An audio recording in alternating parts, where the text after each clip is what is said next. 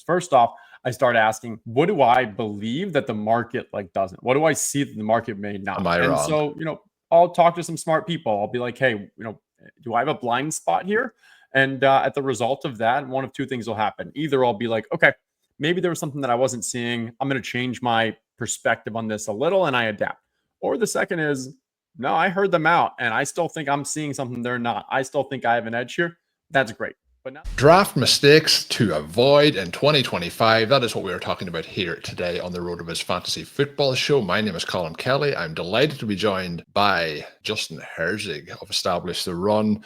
Also, I will add, the inaugural winner of Best Ball Mania back a couple of years ago back now. It's hard to believe time is moving and trickling along as quick as it is, Justin, but we're going to dive into some of the mistakes that people should avoid and mainly just the fantasy landscape and have a broad overview. But I want to kick off with something that I thought was, I have to say, pretty cool. Winning Best Ball Mania is pretty cool, but ending up on Rolling Stone is a pretty fun thing to happen to pretty much anyone. But you ended up on the site over the last month or so with the title "How to Become a Fantasy Sports Millionaire." I also seen that Sabrina Carpenter was getting, her cover page was getting talked a lot about in social media over the last few days, and people were saying they were glad that they didn't do the same kind of photo shoot for your article. But how was that ending up on Rolling Stone? Yeah, I mean, who's to say they didn't do the same photo shoot? I'm just glad that picture didn't make it to the press. It was a pretty crazy experience. Ended up being probably about a 6-month process all throughout of, half a dozen conversations, a couple formal interviews, and then also some formal interviews of some people I know, my wife as well. He came down to Florida as well to kind of see what a week 17 best ball sweat would be like as well. So, it was just unreal. Never could have expected to go from playing some fantasy football with friends in middle school to cover of Rolling Stone. Doesn't make sense. Really, really cool. I have to say, one of the other things that just when we're getting onto social media, you mentioned on your handle, which people can find at Justin Herzig, the historical 0RB success rate, over history means historic. But when we look at over particularly last year versus 21 through 2023, it is almost it's a startling and stark contrast. And I have to give a shout out to the data that you shared there. But what were some of your thoughts on the BBM kind of challenges? And I wanted to highlight this because I don't know if you'll say that overreacting to data from previous years is something that may be a flaw in people's kind of planning for this season. But the differences in the information from the sample set that we had been working from, and pretty much that data works, that's where BBM is. But when we were looking at the FFPC Best Ball contest and so on and how to attack them, pretty much since the RB apocalypse, in 2016 through this point, there's been 2 very strong years where 0RB struggled mightily in those advanced rates. And the rest of the way, it's pretty much that 2021 to 2023 advanced rate. Are you taking it, though, with some of the changes in the NFL? Is there a possibility that we're leaning to see more of the 2024 landscape moving forward? What did you think of the overall picture? Yeah, I mean, I think from a macro standpoint, we are definitely seeing the NFL shift more towards a bit of a success rate by run being more sustainable and just more acceptable. We've seen EPA by run increase, EPA by pass decrease. And, sharp teams, both from an offense and defense, are kind of changing the way they play the game. Those changes are driving running backs being a bit more valuable. I think it's challenging as well, though, because when you think of the type of running backs from a fantasy perspective, I don't know, 5-10 years ago, you had also more pass catcher role players. You don't see that in the offense. Gio Bernard. The James Whites, Bernard. Exactly. That just doesn't exist as much anymore. So it also means that it's harder to, if you're going to take a 0RB strategy, to find the value guys later on that can kind of, provide you some level of early stability, but also have that handcuff upside. Or if it's the kind of piecemealing together, hey, if I need to get some points early and eventually then my guys will break out. Now, that's not to say they don't exist. I think Austin Eckler is probably a pretty good example of one that still exists where he can provide you some weekly points, but also has that just dynamic upside if there was an injury ahead of him.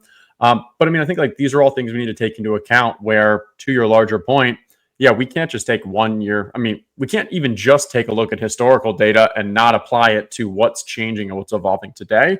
But I think even more so, yeah, that 1 year sample of last year, I think there are small aspects that are kind of showing why the running back kind of early running back might make a little more sense.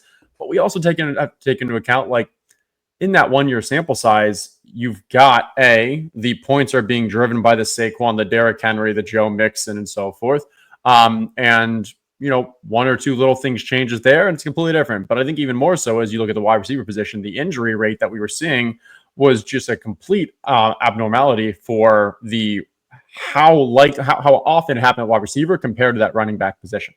And so, yeah, I think the easy takeaway there is like, well, obviously we're not going to forecast that wide receivers are going to be getting, injured more often. It's not like there were changes in rules or something that's driving that. So if you kind of normalize that, we shouldn't see as extreme as it was last year. But yeah, I think the biggest takeaway for me with that data was, hey, we shouldn't just, go into, and this can be a number one for the kind of mistakes I see people going is we shouldn't just go into every draft with a structure or each year with, I am going to do this structure. Because I think a lot of people last year like saw the success for 21 to 23 of zero RB and we're like, I'm just going to do this every time. And I think like it's far more wise. You got to be flexible. You got to be agile within the drafts. And I think there's probably, if I was to break down like my structures this year, I think it's probably something like 50% are going to be or have been like or will be like hero RB. Yeah. And then maybe like another 30% are going to be, it's probably like 20 to 30 that are doing like 2 running backs in the first 3 or 4 rounds. And then maybe another 15 to 20% that are going to be 0 RB. And then you probably have a couple that are just kind of like they balanced or whatever built. Yeah. But I think like that's where my mindset is across my whole portfolio of what I probably want to go. And that's based off where I see the value spots of this, of the current draft meta, where I think kind of it makes sense to devote draft capital. But that doesn't mean each individual draft I'm going to, I'm like, okay, I want this one to be this. I want this to be this. You've got to see how that draft kind of falls to you, where you start picking, what ADP starts falling to you, where you might be able to get unique combinations. And then by round 4, 5, 6, and you're like, this is probably going to follow this structure, this format. Yeah, I would agree with that. And I think, when we talk about zero RB, a lot of people are either pro or con, but the reality of it is it's down to the principles of it rather than the have to get no running backs through like 6 rounds. But just to go into that data, last year, the playoff advance rate was only 8.5%.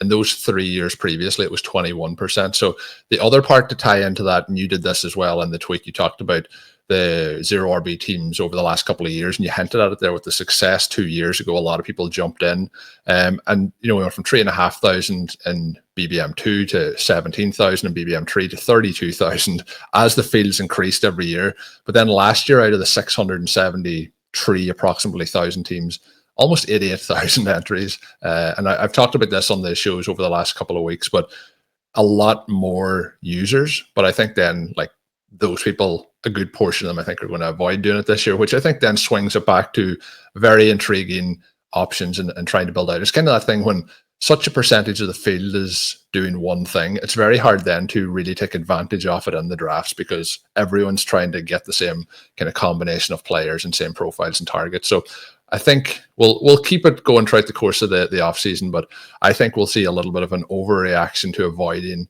zero RB this year. And you mentioned hero RB with the up top running backs this year. It makes it very appealing to add those and then work your way through the rest.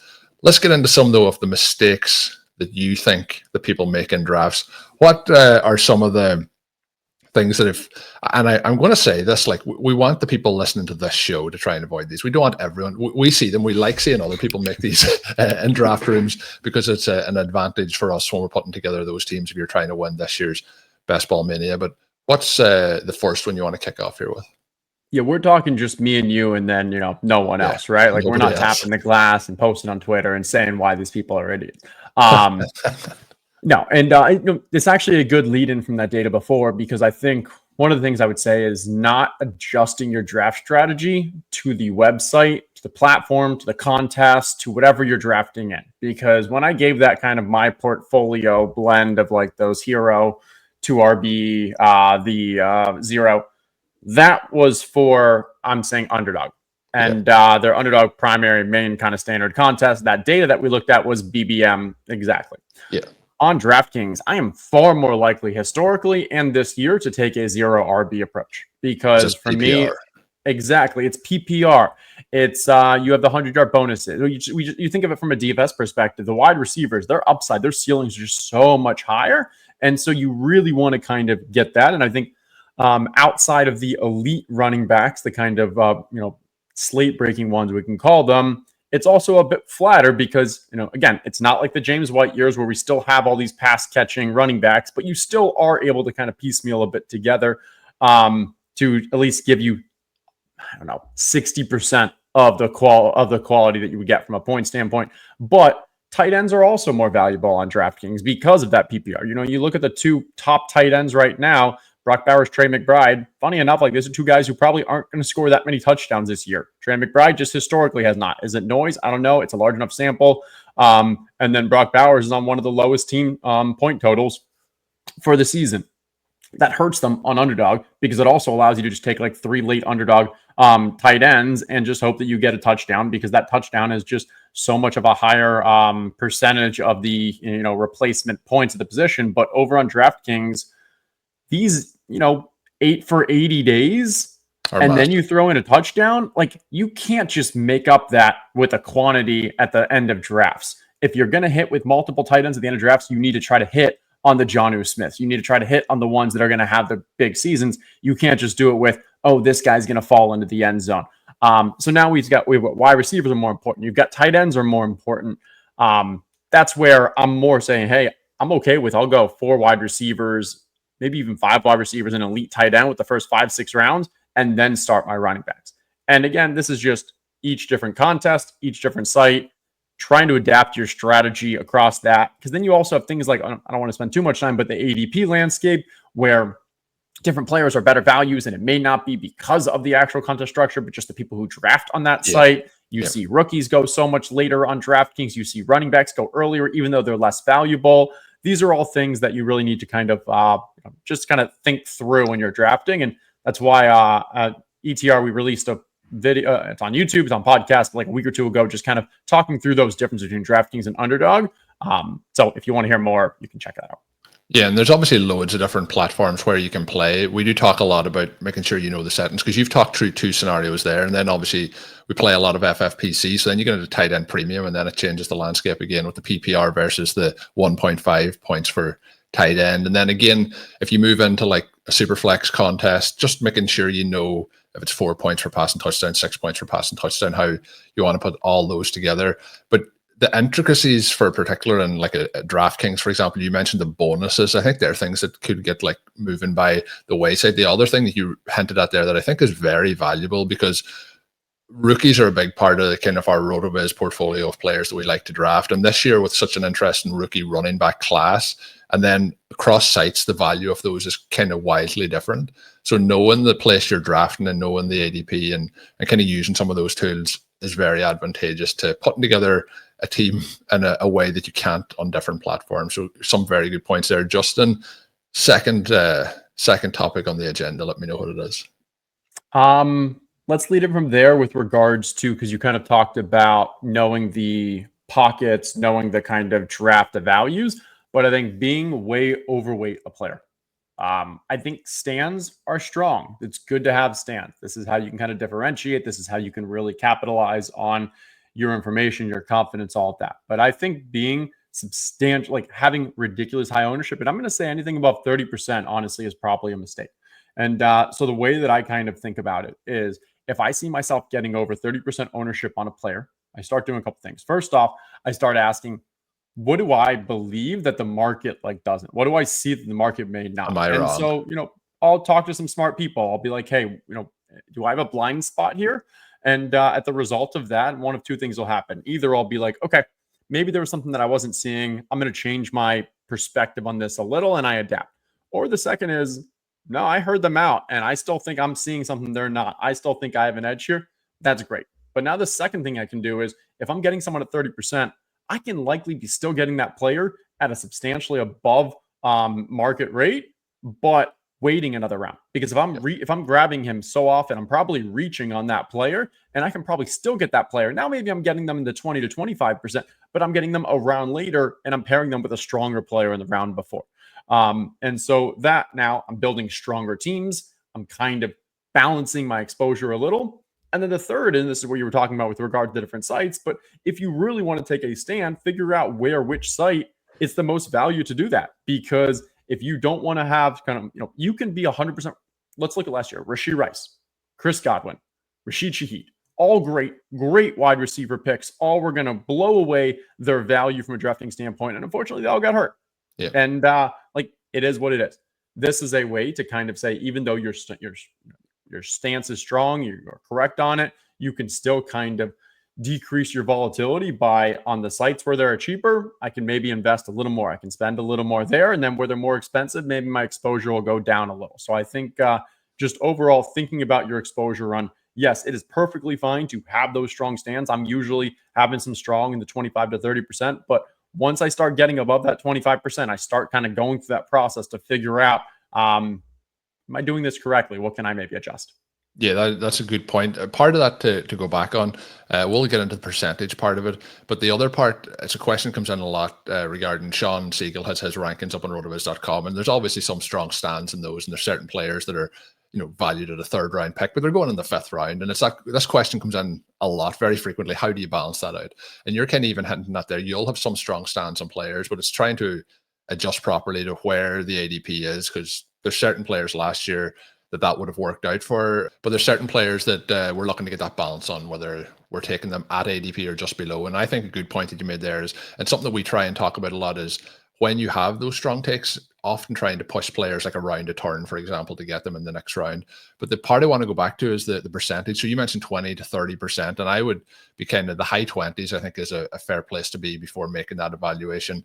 Is there any times that you would then, like where you say, I'm still going to keep taking that player that you mentioned a moment ago and go beyond that 30, or is 30 a strong cutoff point for you? The other part that insulates you from a little bit is, like, I definitely disagree with people trying to be completely balanced, at a certain, like in the low teens across all players.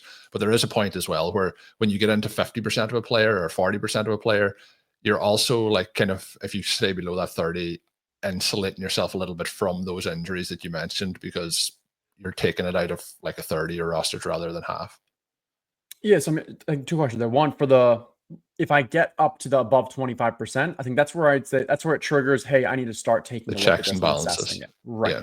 And then, yes, there are times that I'm like, okay, as I said, like I feel confident I am correct here, but I'd still rather be correct at a better value. I'd still rather be building stronger teams. And so that's where I will just slow down and take them a little later.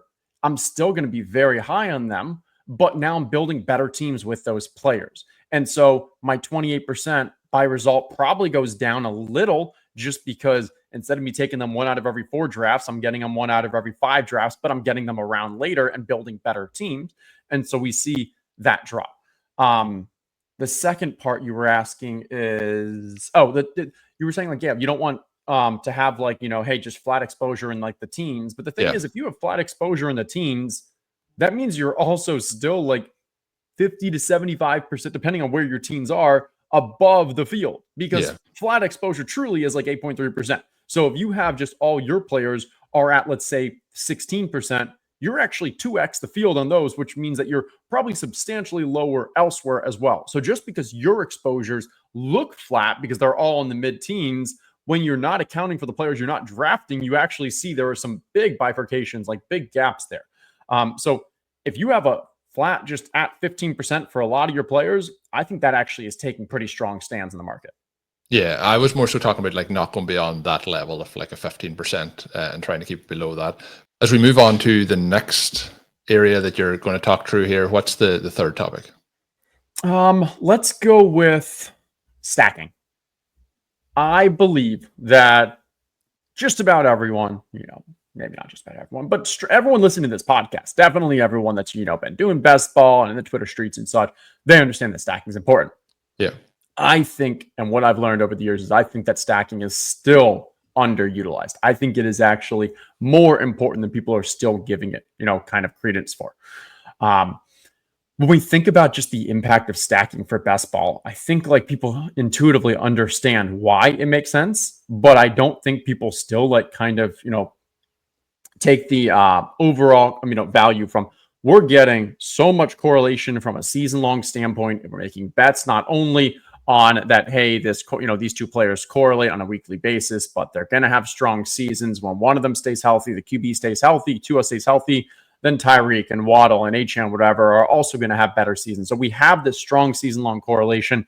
We then have to win these two different mini tournaments, 1 out of 16 or whatever the advance is, and you really want to have that stack there. And so when we look at kind of an ADP value standpoint, it's like, I don't want to reach that round to get my stack. I'm just going to hope he comes back because someone else is going to get a better one. It is far more important. And we, at the end of the day, like our projecting of players across seasons has gotten better than it's ever been before. And I'm talking from a market wise, but we're still not that great at it because there's just so much randomness, variance, injuries, all of that. But what we can guarantee is that, other than the random trades, when I draft these two players together, they're going to be playing together throughout the season and then come fantasy playoffs as well. And so I think the fun example to talk through right now is the Joe Burrow situation, where if you start the draft with Jamar Chase and T. Higgins, hey, two very strong wide receivers on a very strong offense with a poor defense, it's going to be throwing a bunch. Like, yeah, especially on an underdog site that's PPR and not PPR, that is touchdown based and you get that correlation. Like you want to have Joe Burrow. And so a lot of people are saying, I'm not willing to take him at the 4 or 5 turn because someone else, a lot of other people are getting at the 6, 7. So I'm just going to wait. And in my mind, when you think about, okay, obviously it depends how often he's going to fall to the 6, 7. And we are seeing him fall in ADP. So maybe this shifts a bit, but when he was going in that mid 50s and the likelihood of him falling to the 6, 7 was something around like probably 5 to 10%. Okay. So you've got Chase, you've got Higgins, and now let's give the generous. Let's go 10% of the time you're getting Burrow as well. Yes, on those teams, you've got a great. And you know what? In that 4 or 5, you may be drafted. I don't know. I'm trying to think of a running back who's there. Maybe it's Kenneth Walker, Chuba Hubbard. And that's a strong kind of, let's examine those 4 players. Or you could have taken Burrow, and then at the 6, 7, maybe now you're getting a James Conner, Tony Pollard, DeAndre Swift. The difference between DeAndre Swift and Omarion Hampton, it's significant, but DeAndre Swift probably outscores Omarion Hampton in week 17 40% of the time, 35% of the time. Not sure, but it's not actually that substantial that we know Omarion Hampton is the better pick.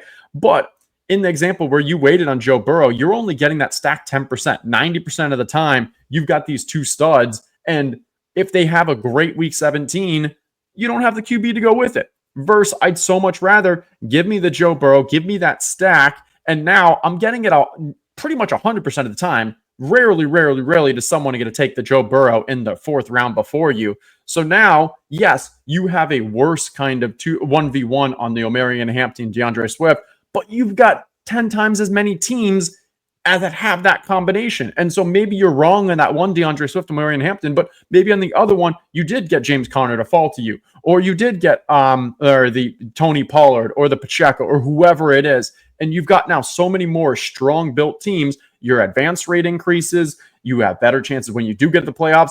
Your 1 out of 10 likelihood that team makes it first. You have 10x of the others. So I think that's an example where obviously you have to play the meta and see where Burrow and what is the likelihood of Burrow actually falling. But I think that's an example where we have to be a little willing to say, you know what, stacking is that important. I'm willing to reach a bit in those extreme situations.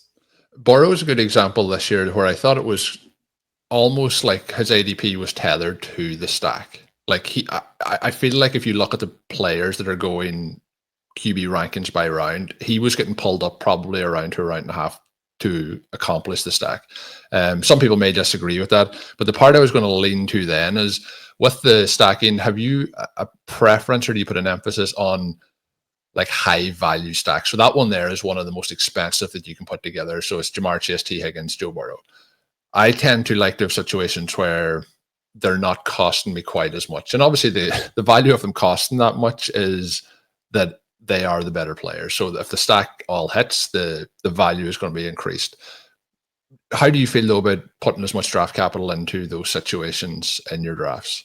Yeah, in general, the cheaper the stack, the more kind of upside you have.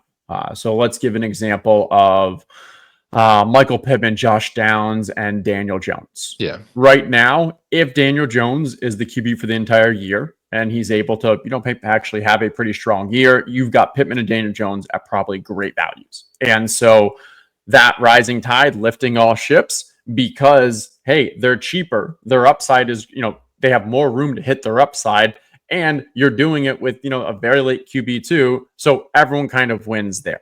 Yeah. The Joe Burrow, T. Higgins, Jamar Chase, the challenge is that, like, if you go the double stack, I think it makes sense. But let's just do like Jamar Chase and Joe Burrow. Jamar Chase can still very easily have a huge game, 2 touchdowns, 100 yards. And Burrow has a good, but like not amazing game. Because 2 touchdowns, you're drafting 200 yards. Like he's just a little bit over. Exactly. You're drafting these elite players because you know they can perform elite on their own. You don't need kind of this situational element to, exist, because you're just saying, hey, this player has the talent. They're already they're going to be great. I mean, Malik Neighbors is a great example. Malik Neighbors obviously can have a breaking slate, but you don't need the Jackson Dart or the Russell Wilson or whatever that is. So for me, I still like stacking because also when you draft 2 QBs, 3 QBs, the earlier QB is the one that's more likely to hit your lineup. So it's more likely that's the stack that you want to go off. So I'm still happy grabbing my first QB and stacking him with the number 1 wide receiver. But especially if I'm doing a 3 mid or late QB build where the likelihood of any of those QBs being my starting QB for the week 17 is probably pretty even, it's so much more important in my mind to make sure hey, I've got a couple of elite wide receivers, elite tight end or something early on. But now when this QB goes off, when this QB has the great season or the great week, let me see how many of his pass catchers I can bring along with him as mid-late round draft picks. Yeah, and often even some of the players you mentioned, let's say I'm not a big of Trey McBride, you draft Kyler Murray. It's kind of trying to backfill some of those options as well and get the stacks at a little bit less of a cost. But good conversation there on stacking. Have we got one more to close out here, Justin? Yeah, so let's stick with the stacking themes. And I would say there are values in the draft, and we see this year over year, when people don't know who the QB is or people don't want to select that QB. And the values are often the pass catchers. And so right now, I think we're seeing that with a few different teams. The 3 that I'd throw out are the Browns. I think Jerry Jeudy. I think David Njoku. I think those are clear values from a projection standpoint, but they fall because you don't have anyone fighting for them because no one's excited to draft their QB. And to take this even more extreme, the QBs that go earlier, you actually see more fighting of the wide receivers that go kind of earlier. You then see a bit more fighting when you know there are multiple of these players. And then, hey, I need to make sure I grab him because I'm competing against someone else to get my QB. But in a situation like the Browns, you draft Jerry Jeudy, no one's fighting over David Njoku because no one's planning on stacking him later on. So they just kind of fall in ADP. Saints, I think, as well. You've got Chris Olave. You've got Rashid Shaheed. I think these are just strong values from a pure projections numbers basis because no one really wants to waste a draft pick on Tyler Shuck in an 18-round format when we're not even that confident, 1, he's the starter, or 2, he's that good. And then the third, I've talked about the Colts, but I think that's just a great example. We're getting a little more clarity with this Anthony Richardson shoulder injury. But if we know that Daniel Jones is the QB, you've got Pittman, you've got Downs, I'd be willing to throw in rookie tight end Tyler Warren there as well. But I think they all win in that situation. And so from a pure kind of drafting value from a projection standpoint, we see value in those players. Yeah, I don't know if you agree. The Packers are a team I would probably filter into that. The other one that I think is interesting and been overlooked a bit is the Panthers, because you can get from Ted McMillan all the way down through the rest of that roster as well. But yeah, I would call that the ugly team kind of philosophy. There's always teams each and every year that people don't want to go in. I even remember the first year that Goff's there with the Lions, people weren't in on that at all. And we can see how much that picture has changed. Geno Smith, obviously last year didn't work out hugely great with the Seahawks, but a couple of years back, that was the kind of same philosophy that played out there. But I agree completely on those names that you've run through. They're some of my favorite targets as well for the upcoming season. We could go all day on draft mistakes and things that people need to change, but I think we've given away enough because we don't want people to crack all the codes ahead of the 2025 season. But Justin, as we get ready to close out, you did mention some of the podcast content you've pushed out in the last couple of weeks, and I know you have a new website up and running as well. Is there anything that you want to highlight here for the listeners before we close out? Yeah, so just check me out on Twitter at Justin Herzig, Herzig. And we've got some fun stuff coming on throughout the summer. Most of my content's over at ATR, but I have a couple fun projects going on Twitter as well. So just check it out there. Awesome. So we will be coming back and having another show with Justin where we're going to talk about some of the 4 players that he can't stop drafting. So I'm looking forward to getting those names as well. My name is Colm Kelly. You can follow me on social media at Overtime Ireland. Of course, you can check out all of the great work up on rotoviz.com. And until I am back, have a good one.